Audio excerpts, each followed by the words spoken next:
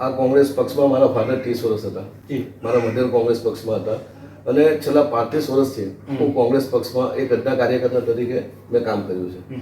પરંતુ છેલ્લા ઘણા સમયથી જે રીતે કોંગ્રેસના અને ખાસ કરીને સુરતના જે બની બેઠેલા નેતાઓ છે એમને વિપક્ષની ભૂમિકા ભજવાના બદલે શહેર ભાજપ હોય કે રાજ્યની ભારતીય જનતા પાર્ટીના નેતાઓ સાથે ઇલ્યુલું કરવામાં રસ હતો.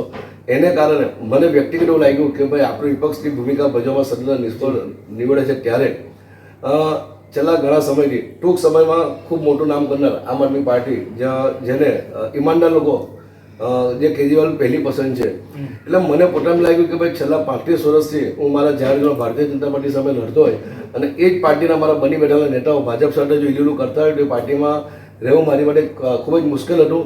એટલે છેલ્લા 2-2.5 મહિના ખૂબ મનોમંથન કર્યું કે પાર્ટી માટે મેં આખી મારી જવાની કે 35 વર્ષ જેવું આ પાર્ટી માટે મેં યોગદાન આપ્યું છે.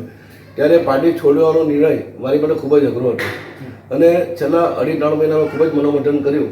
ત્યારબાદ મેં નક્કી કર્યું કે મારે આ પાર્ટીમાં રહીને કોઈ કામ કરવું નથી અને એટલા માટે જ મેં ખાસ કરીને મેં આમ આદમી પાર્ટી પસંદ કરી છે.